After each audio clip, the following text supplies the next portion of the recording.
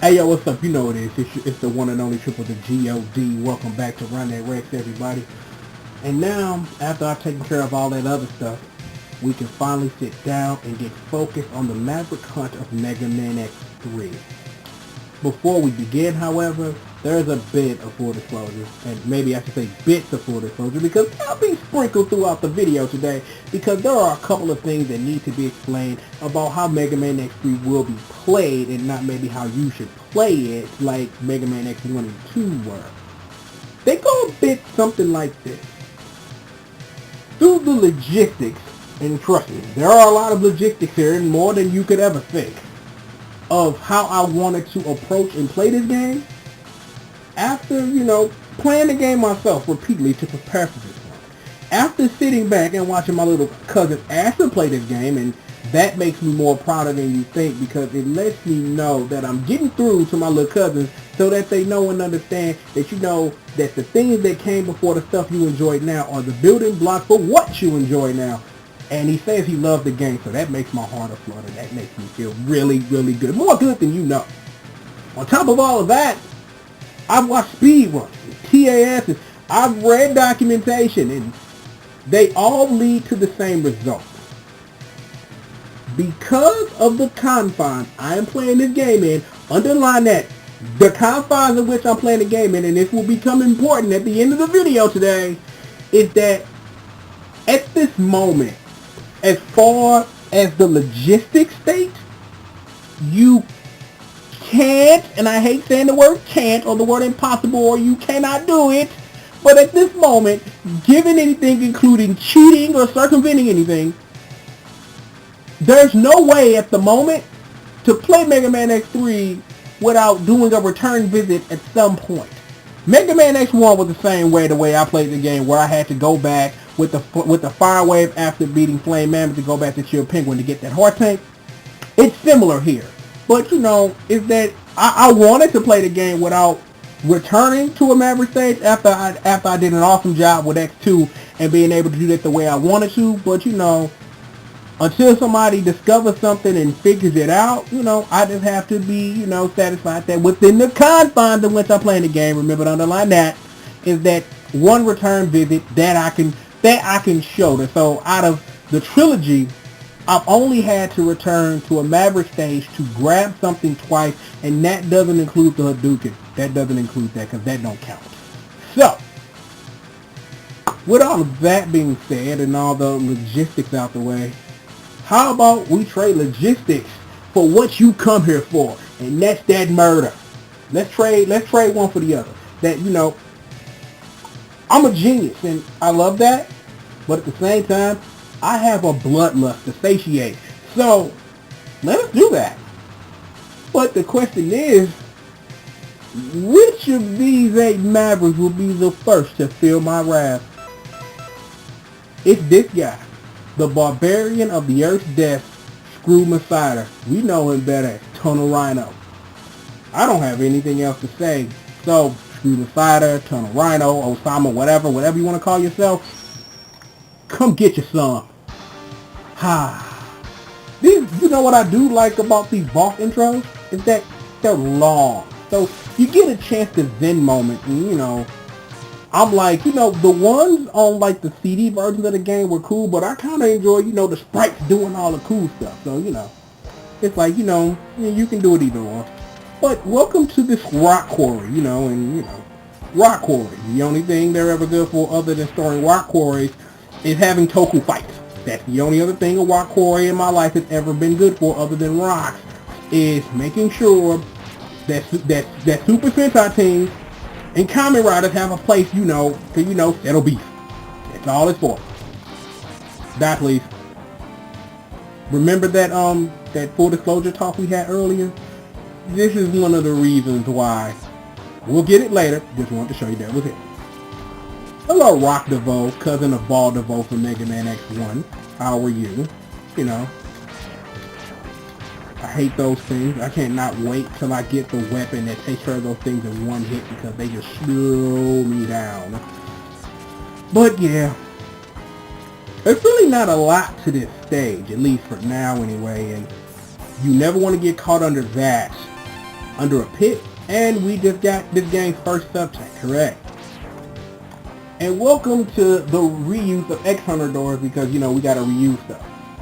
This version of the X Hunter door, we won't learn about its use until the end of the second video. That should sound familiar to you guys, and you know, a lot of how that works is kind of sort of familiar a little to a tad, but you know, I'll explain the differences when we get to it, and I cannot wait to get the acid burst. For the love of everything holy, cannot wait to get the acid burst so I can kill these things in one hit. Come on, piece of cake. We got time for this. More rocks. More of these screw things. Need acid burst now. There's a rock. And another rock. And a rock I can't break. More of that full disclosure from earlier. Well, I'll show you what's up there. And there's another rock. And another boss door. Mini boss door anyway. Except this time we get an actual boss to fight. The Hell Crusher.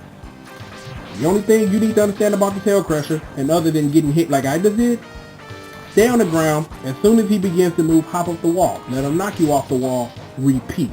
He has other things he can do.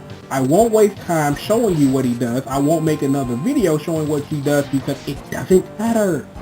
Well, okay, let me not say that it doesn't matter as much as, you know, this is the easiest way to beat him. So, you know, showing you his other attacks. He just grabs onto the wall and such when you stay on the wall when he gets ready to start his next attack. But again, there's nothing to see. It's unimportant and it doesn't matter. And, you know, nice explosions and such. Oh, some health. Thank you. More of these tank things. I can skip that. A ball to vote. You die. See? I can't deal with this. This stage is just so annoying. I mean annoying. See that? Annoying stuff.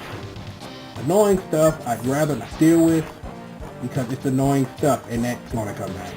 Yes. I just got hit by it too. Great. You know, it's just a wonderful, lovely feeling.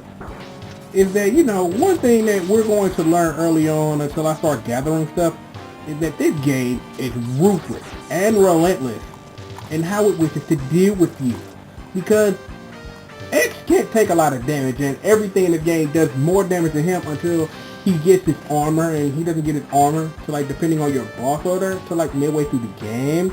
So there's that. But we've made it to a boss door. You might be wondering why I'm stalling. Oh, it's because we have another full disclosure moment to get to. Guess who's back? See, you know, just because I make Zero accidentally fall into his fight pit doesn't mean, you know, that I'm not going to bring him back. But the thing is, I've brought him back and he's better than ever. But Zero can't get better than ever. Yeah, he can! Because now he can enter boss doors. See, that's the awesome power of me. But we'll explain the real awesome power behind why Zero can enter boss doors after I put it in to screw my fighter. Because, you know, that's what you come here for. Fighting Tunnel Rhino without the acid burst. It's not something, you know, you want to do, but paying attention to what he does is because of that.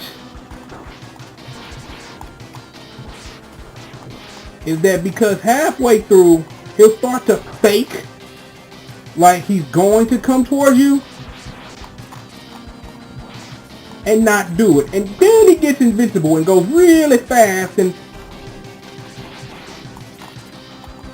but don't matter no more because you dead. Ha. See? Look at that. Not a problem. And play my song. Zero. Mission accomplished.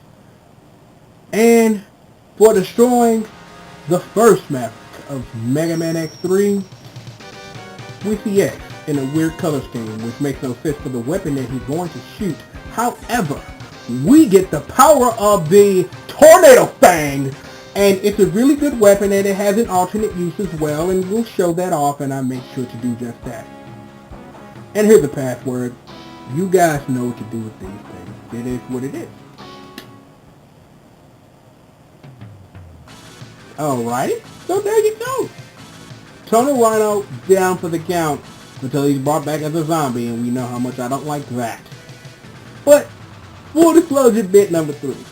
What I'm actually playing is a hack of Mega Man X3 that allows Zero to be playable, and it's created by somebody named Justin3009. What I will do is I'll leave a link in the description bar of where you can pick up the IPS for it. You can figure out how to patch it and find a ROM on your own, because I ain't going to jail for your ass. So, hey, I'd love to help. I really would, but you know, I value my freedom. And if I'm going to go to jail, it ain't going to be because I told you where to get a ROM at. And, you know, and I can quote some of my famous words. You want a ROM and you want it all that badly? Google that shit down. Just so I don't have to go to jail. But this is a cool hack. And what it allows me to do is that it allows me to play the game in a whole different way than if I only had X available, because of what Zero can do at his base. But we'll get more into that later, and you'll see me demonstrate that, because these are the confines in which I was speaking of how I now play this game. So, with that being said, I'm going to go ahead and get out of here. Really quickly, I want to shout out my cousin Ashford and Robert. You know, I shout out my cousin Ashford because he was one of the driving forces of trying to make sure that I could play this game properly. But I want to shout out both of my little cousins, because I talk about them a lot on Twitter about, you know, how they love video games just like I do. But my thing as being an older gamer is showing them that there are things that came before Call of Duty and all that other stuff you play, and that a lot of it is a lot more awesome than anything that anybody could create now. So when I hear them say that, yo, I just finished playing that Mike Tyson, man, I'm enjoying playing that Mega Man X3, I'm like, I'm playing Chrono Trigger, it hits me right there in a special spot in my heart. It makes me feel good to understand that I'm passing on my love of gaming, and that the next generation gonna carry the torch for me, even though I'm carrying that torch to the day I die, because that's how we do this. So, with all that being said, I'm out of here, for real. You know who I am. I am Triple the G.O.D. This is Run That Rex, and I'll see you guys next time, man. Peace out.